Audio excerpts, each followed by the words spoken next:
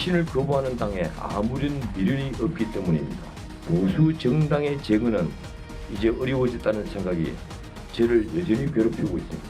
책임은 결과로서 책임을 져야죠. 조금 기다려 주시면 됩니다. 조기 전당대회 개최를 요구합니다. 반성을 해도 우리가 하고 개혁을 해도 우리가 할 겁니다. 이 당의 주인이 도대체 누굽니까? 친박 비박 이런 이야기가 나올수록 국민 지지는 더 떨어지는 거 아닌가. 역사의 뒤안길로 없어져야 될 정당으로 치부하고 나간 분들은 전면에 나서는 것만큼은 좀 자제와 절제를 해야 된다.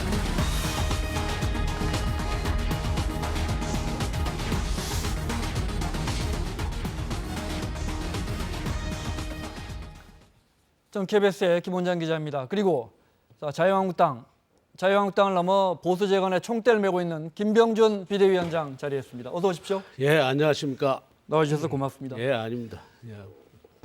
전원책 변호사 기자회견했는데 폭로는 없었습니다. 폭로할 게 뭐 있었을까요?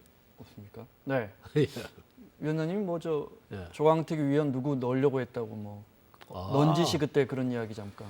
예, 당의 추천이 비대위원장한테 추천 들어온 분을 네. 추천한 거죠. 원래 인사권자는 저 아닙니까? 그럼에도 네. 불구하고 네. 이런 분 어떠냐라고 했는데 아니다라고 하니까 그만둔 거죠. 아, 그러셨어요? 네. 그리고 전원책 변호사가 이분은 아닌 것 같다 해서. 예, 여러 가지 이유로 이제 네. 그렇게 했고 그 두 분은 저하고는 일면식도 없는 분들입니다. 네. 그래서 권했고 본인이 인사를 좀 자꾸 이제 원활하게 못 하고 계시니까 네. 좀 빨리 하고 이런 분들 어떠냐라고 해서 그래서 그냥 추천하신 거군요, 그러니까. 추천했는데 안 네. 받으시고 거기서 끝난 겁니다. 네, 그렇군요. 네. 전원책 변호사가 해촉된 제일 큰 이유는 뭘까요? 우선 당내의 소요가 좀 잃었죠. 좀이 아니라 많이 잃었습니다. 네. 발언하신 것 때문에. 그러니까 조광특위의 권한이 어디까지냐 이거 가지고 좀 당내의 소란이 좀 있었고, 그 다음에 결정적인 것은 역시 전당대회 시기입니다. 네. 전당대회 시기를 저희들은 2월 말 플러스 마이너스 알파로 못을 받고 있는데, 네. 이걸 심지어 7, 8월까지 갈 수 있다고 하니까 이 당내에서 큰 소란이 일었고, 심지어는 저하고 전원책 변호사하고 둘이서 어떻게 좀 짜고서 하는 거 아니냐, 네. 이런 이야기까지 나올 정도로 혼란스러웠습니다. 그러니까 전원책 변호사는 전당대회 2월로 못 박아버리면 인적 쇄신할 시간이 없다는 거 아니에요? 그렇지 않습니다. 인적 쇄신은 네. 과거의 공천 과정에서도 보시다시피 보통 보면 짧은 시간 내에 다 이루어집니다. 그리고 이미 네. 지금 이번 주 안에 이 현지 실사가 다 끝나고, 네. 그 다음에 여론조사까지 다 끝나고, 네. 모든 준비가 다 끝나 있습니다, 거의. 모든 준비가 끝났다. 네. 그러니까 점수를 매길 거 아닙니까? 객관적 점수 기준을 가지고, 이제 그죠? 매기고, 네. 그리고 난 다음에 말하자면 교체 대상 지역에 대해서 공모해서 선정하면 되는 거죠. 네. 소폭에 머물 것이다. 지금 분석은 그래요? 소폭은 말이죠. 네. 지금 소폭이면 7, 8월도 소폭이고, 왜냐하면 네. 국회는 계속 열리지 않습니까? 한때 한번 들리는 이야기가 예산국회에서 하기가 힘든다 그러는데 그렇지 네. 않습니다. 예산국회 이미 상임위 심의는 다 끝났고요. 예결위만 있고, 그 다음에 또 12월 초면은 국회가 정기국회가 끝나지 않습니까? 네. 그래서 그런 것하고 관계없고, 오히려 7, 8월이 되면 그야말로 국회가 계속 열리게 되죠. 네. 요즘은 거의 상시국회인데. 그러니까 어제 조광특위에서 그런 이야기 나왔나 봐요. 지금 모두 당협위원장 사퇴서를 내놨는데 네. 지금 현역 의원만 110여 명이 있는 거대 정당입니다. 영남 쪽 다선 의원들 긴장해라 이런 말 나왔나 봐요. 네, 솔직히 현지 조사 결과와 그다음에 여론조사 결과를 봐야 되겠습니다. 아마 네. 그게 오늘이나 내일이 끝나는데, 그러고 나면 뭐라고 이야기할 수 있을 것 같아요. 오늘 내일 지나면 점수표 나온다 이 말씀이시죠? 이제 여론조사 결과가 나오죠. 네. 네. 그렇게 물론 되면 여론조사만 갖고 하는 건 아니고. 물론 네. 이제 다른 것도 있고 네. 정무적 판단도 들어갈 수도 있지만 네. 일단은 이제 어느 정도인지를 이제 제가 봐야 될 것 같습니다. 그래서 소폭은 아니다. 그래야지만 이게 소폭이 될지 뭐가 될지 네. 근거를 가지고 이야기를 해야지 근거 네. 없이 이야기하기는 좀 곤란합니다. 그러나 대충 나오는 이야기가 네. 민주당도 20% 물갈이 이야기 했는데 나오더라고요. 네. 이제 그런 이야기가 나오죠. 네. 무슨 말씀인지 알겠습니다. 네. 하여튼 이제 전원책 변호사가 해촉되면서 쇄신은 사람 속아내는 건 어렵겠다 이랬는데 절대 그게 아니다 이 말씀이시군요. 아니고 그다음에 전 변호사가 뭐 사람을 많이 그렇게 속아낼 수 있다고 자신할 수 있습니까? 네. 저는 그렇게 보지 않습니다. 알겠습니다. 사람에 따라서 되는 게 아니라 이 거대 정당인데 이 정당 안에 여러 가지 이제 뭐 요소들이 다 결합해서 이루어지는 건데 누구 한 사람이 한다고 해서 그냥 그대로 가는 건 아니거든요. 네. 2시간 전쯤에 있었던 전원책 전 조광택이 위원이죠. 전원책 변호사의 기자회견 중에 일부분 잠깐 들어보겠습니다. 저는 처음부터 2월 전당대회는 물리적으로 불가능하다고 말해왔습니다. 당무감사가 끝나면 불과 22일밖에 남지 않은 12월 15일까지 인적 청산을 하라는 것은 어떤 청산도 하지 말라는 말입니다. 이름조차 모르는 비대위원들이 언행을 조심하라고 했습니다. 저는 그분들에게 그런 경고를 받을 어떤 언행을 한 적이 없습니다. 정권이 아니라 전례가 없는 권한이라는 말도 들었습니다. 이건 모욕입니다. 이건 모욕입니다라고. 전원책 변호사가 날 하청업체 취급한다 이런 이야기도 했는데 세간에서 이럴 거면 그냥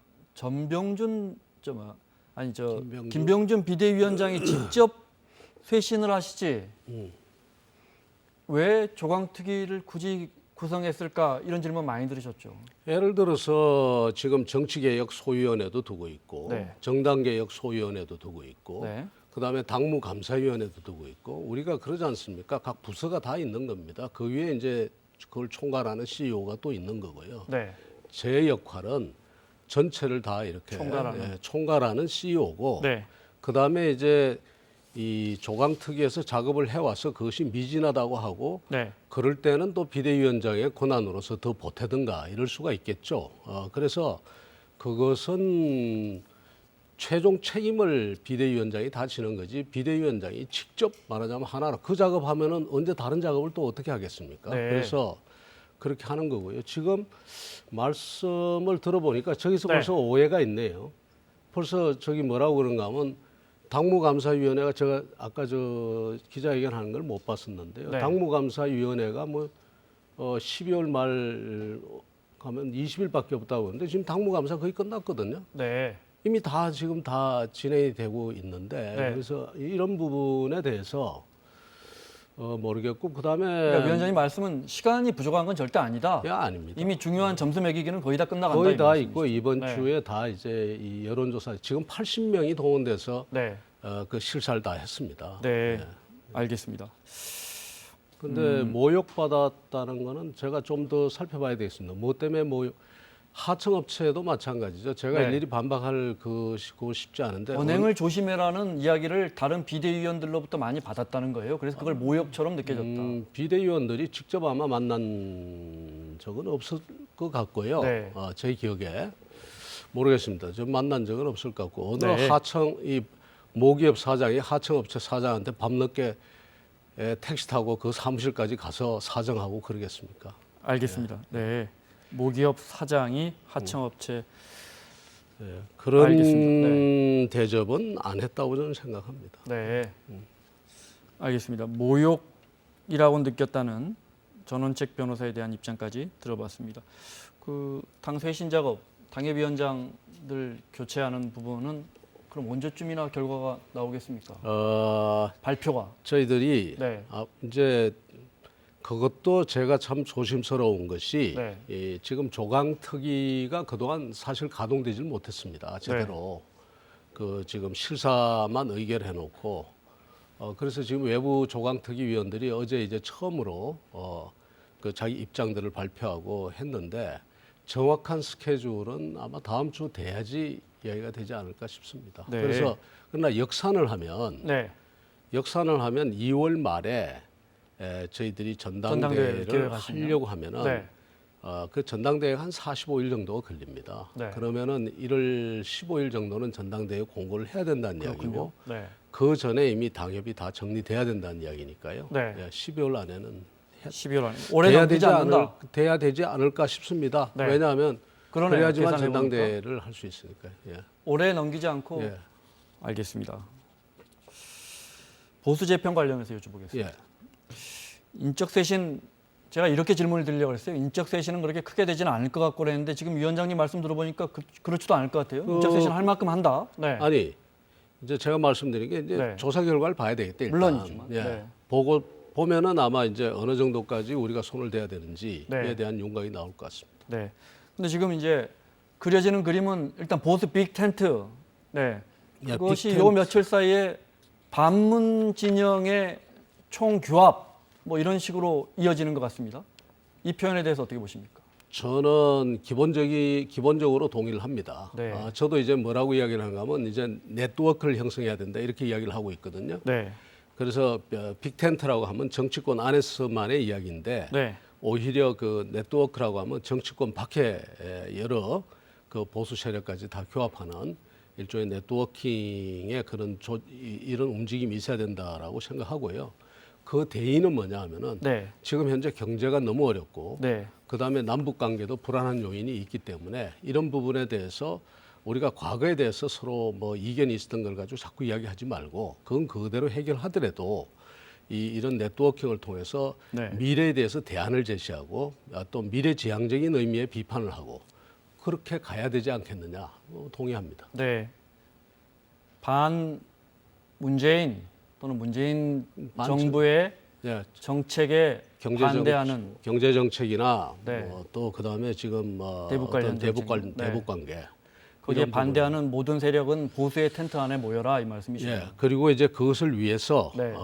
그동안 이제 뭐 관련된 이야기가 되겠습니다만 네. 저 같은 경우는 결국 그 네트워크를 형성하고 그 네트워크 상에서 자유한국당이 중심성을 확보하는 게 굉장히 중요하다. 네. 그래서 그 중심성은 뭘로 확보하느냐? 결국은 그 소위 보수 정치권이 같이 꿈꿀 수 있는 어떤 같이 참 공유할 수 있는 꿈이 있어야 된다. 네. 그래서 그 꿈을 우리가 만들어가는 그것도 꿈도 네. 그냥 허황된 꿈이 아니라 정말 실현 가능한 꿈을 어떻게 우리끼리 만들어가겠느냐. 개혁 보수가 함께 꿈꿀 수 있는 지향점이 반문 깃발 아래 모이는 겁니까? 단순한 반문 깃발이 아니라 네. 대안을 가지고 있어야 되는 거죠. 우리 나름의 말하자면 민주당이 이렇게 생각한다면 우리는 우리가 만들고 싶은 세상, 그다음에 우리가 운영하고 싶은 경제 이런 대안을 우리가 제시를 해야 된다. 그 대안에 대해서 여쭤보겠습니다. 예. 진보는 지금 정부는 예를 들어 한반도 평화 체제라는 네. 이상점을 가지고 예. 그 방향점을 가지고 저게 쉽겠나 했는데 제법 착착착 가고 있습니다. 보수는 뭘 지향하느냐 여쭤보는데 요즘 당연히 우리는 평화죠. 반문입니다 이렇게 나오는 것 같아요. 그러니까 네. 이제 저희들이 지금 뭘 내놓겠다가 자꾸 그런 오해가 있으니까 네. 평화라는 것이 정부 여당만이 어떤 전용물이 아니라 네. 우리 모두 다 평화를 위한다는 전제 아래 그 평화로 가는 방법과 길이 우리는 좀 다르다라고 네. 하는 것을 지금 제시하는 겁니다. 그게 이제 조만간 이제 이미 다 많은 이야기를 했습니다만 정리해서 저희들이 말하자면 자유한국당의 평화 로드맵을 지금 내놓으려고 합니다. 그렇군요. 지금 완성돼 네. 있는 상태고요. 네, 거기에 이제 네. 저 대북 관계라든지 이런 부분도 구체적으로 나오겠고요. 그냥 구체적으로 나오죠. 이제 네. 아주 단순합니다. 단순한 건데 그게 뭔가 하면 네. 우리가 보기에는 이 평화로 가는 길이 상당히 말하자면 비포장 도로와 같다. 네. 그래서 여기는 조심할 것도 많고 그다음에 우리가 살펴봐야 될 것도 많다. 속도 조절도 해야 되고. 네. 근데 정부 여당은 이걸 상당히 탄탄한 어떤 고속도로 비슷하게 그냥 냅다 달리는 것 같다. 그러니까 우리는 이러한 부분들을 살피면서 우리는 평화의 길을 가겠다라는 이제 이런 내용입니다. 알겠습니다. 네. 자주 들으시는 그 논란이죠. 이른바 친박 예. 또는 뭐 태극기 부대까지 예. 포함해야 한다. 뭐 전병준 아니 저 전원책 예. 변호사도 그 이야기 해가지고 또 논란이 됐었는데 그와 관련해서요. 자유한국당 비대위 산하 좌표와 가치 재정립을 위한 소위원회에서 이렇게 밝힌 적이 있습니다. 한중 남짓의 지지 세력에 기대 기득권을 지키는 부끄러운 모습이다. 이런 지적은 어떻게 보십니까? 예. 그래서 어느 부분에서 저게 나왔는지 모르겠습니다만 네. 아마 무슨 좀 통합적으로 가야 된다는 이야기 아니겠습니까? 그 통합이 예. 당연히 같은 당 안에서는 이런저런 목소리가 있어야죠. 민주주의에. 예. 그죠? 예. 네. 그런데 많은 사람들이 물어봅니다. 네. 예를 들어 자유한국당이 이렇게 쪼그라든 게 지난 정부의 실정에 대한 국민들의 심판인데 근데 그 심판이 잘못됐다고 하는 사람들하고 지금 같은 빅텐트가 쳐질 것 같아서. 그래서 네. 제가 드리는 말씀이 네트워크라고 이제 자꾸 말씀을 드렸는데요. 네. 이 서로 이견이 상당히 이제 이견이 있는 그 집단을 한 그릇에 담으려고 하면 이 그릇이 담질 못합니다. 그릇이 깨집니다. 그 네. 안에서.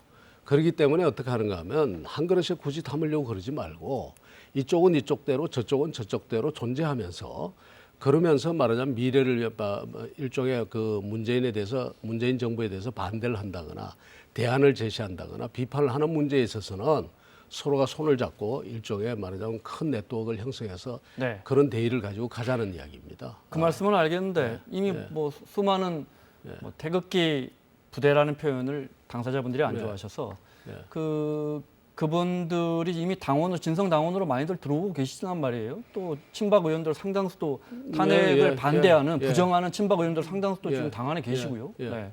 그럼 단순히 네트워크가 아니고 한 집에 계시는 겁니다. 그러니까 이제 그 안에서 네. 존재하는데 이렇게 이야기 드리겠습니다. 과거 그러니까 몇 달 전과 저는 상당히 다르다고 생각합니다. 예를 네. 들어서 이번에도 이제 중진회의 때나 그렇지 않으면 지금도 어제도 있었죠. 이런저런 분들이 뭐 개파성을 상당히 강조하는 그러한 그 발언들이 있고 했는데 네. 이것이 당내에 확산이 안 됩니다. 그렇게 과거처럼. 그 이야기는 뭔가 하면 지금 많이 달라졌다는 이야기입니다. 네. 그래서 네. 그 당내에 있어서의 지금 개파 논쟁은 오히려 제가 그러죠. 뒤에서 이야기하지 말고 자꾸 앞으로 나와서 이야기를 하시라고 다들. 네. 그 정도는 우리가 다 이제 소화할 수 있는 정도는 됐다. 네. 그러니까 이것이 네. 서로 쪼개질 정도는 아니다 이 말이에요. 제가 굳이 저 태극기 부대 사례를 드린 건 민주당도 집권하기 전에 급진적인 좌파라든지 예.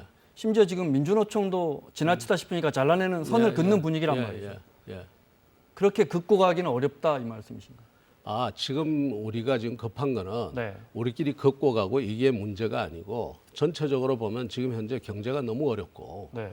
그다음에 남북 관계도 우리가 보기에는 상당히 불안한 점도 있고 그렇기 때문에 이 부분에 있어서의 하나의 그 손을 잡고 가는 것이 중요하지. 그러면서 과거에 대해서 우리가 논쟁할 것은 따로 논쟁을 하더라도 네. 이 부분에 있어서 더 중요하다는 이야기를 드리는 겁니다. 지지율이 올라갈까요? 지지율은 그렇게 보통 다 뭐 모인다고 쳐도 그렇게 네트워크로 해서 서로의 뜻을 공유한다고 해도 자유한국당을 가지고 이야기를 하면 뭐 조금 오르긴 했습니다. 자 이렇게 여쭤보겠습니다. 죄송합니다. 숨겨 있는 지금 자유한국당의 지지율이 20% 그 정도 남짓입니다. 네. 숨어 있는 20-30%의 보수가 네. 진짜 그 모습을 원할까요? 자유한국당에? 자유한국당에 네, 대해서 숨어 있는 보수가 그런 혁신을 원할까요?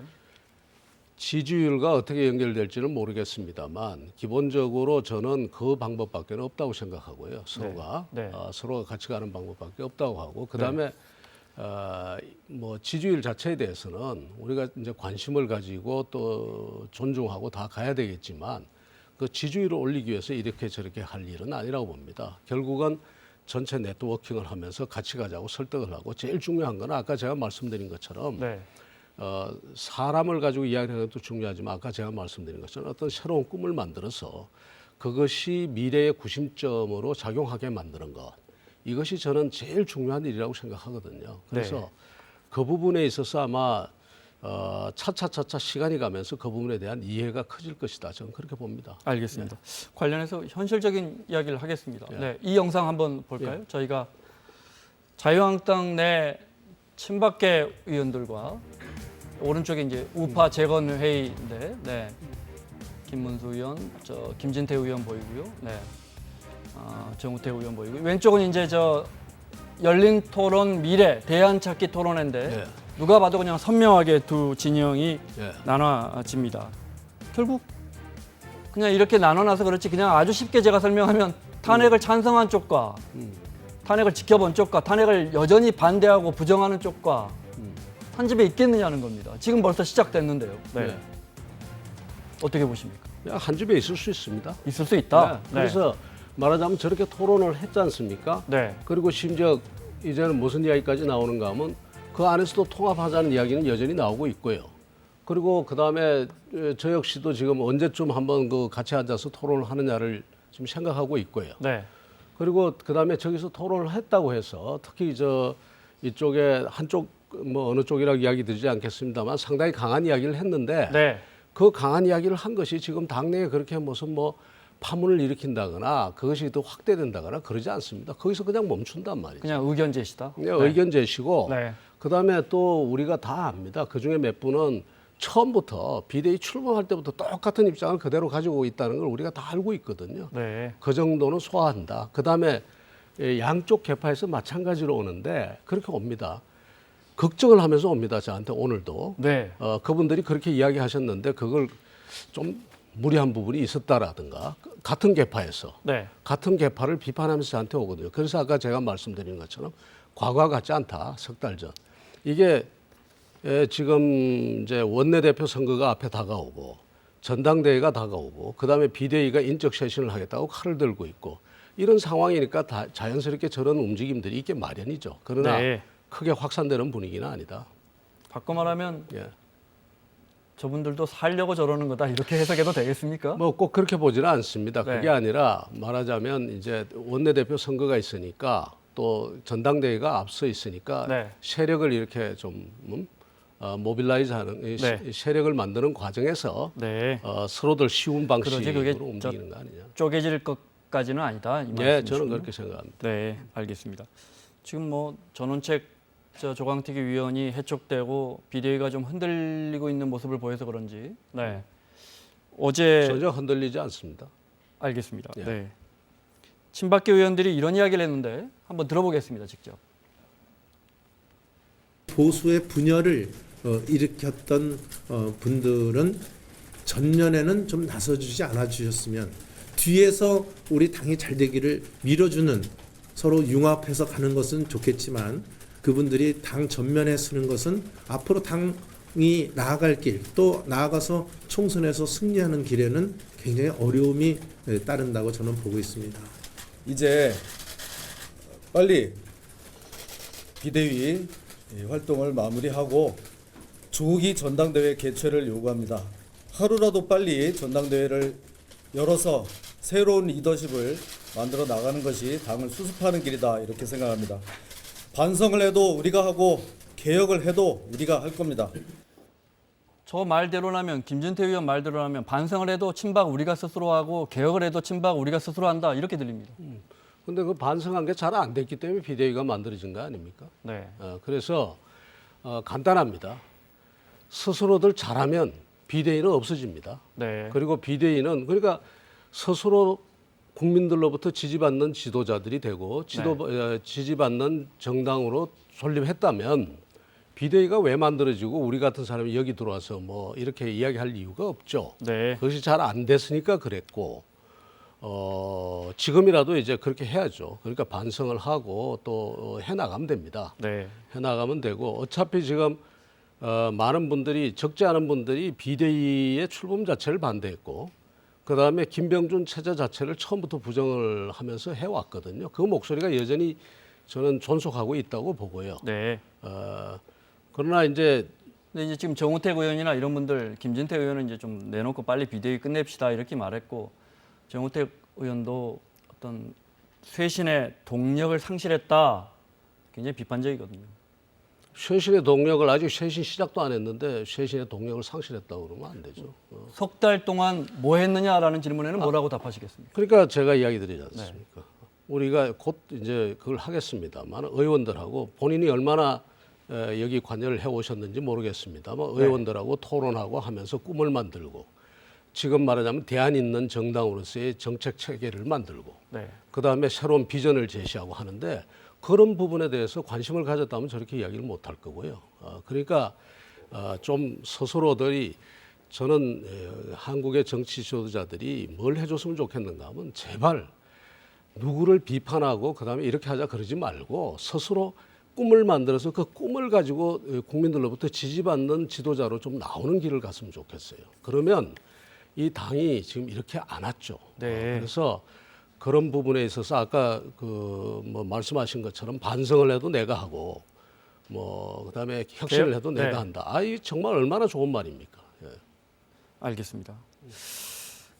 자, 12월까지는 늦어도 12월까지는 뭐 인적 쇄신이 다 정리되고 드러날 것이다 이렇게 이야기해 주셨는데 참 어려운 일을 맡으셨습니다. 뭐 예상은 하셨겠지만 쇄신도 하고 개혁도 하고 통합도 해야 합니다. 네. 예, 그리고 꼭 한마디 드리고 네, 네. 싶은 게, 뭐 쭉 있어왔던 이야기, 제가 그렇게 뭐 이렇게 신경을 아주 곤두세우고 있지는 않습니다만, 2월 말이면 결국 비대위의 활동 기간이 이제 2달 남았습니다. 네.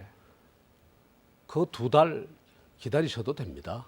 그 뭘 그렇게 2달, 이때까지 뭐 그저 당이 어려운 상황에 있었는데, 그 2달을 가지고 저렇게 모여가지고 그럴 이유 없습니다. 그냥 2달 계시면 됩니다. 네. 비대위 흔들지 마라 이 말씀이시죠? 예, 네. 그리고 흔들리지 않습니다. 알겠습니다. 네.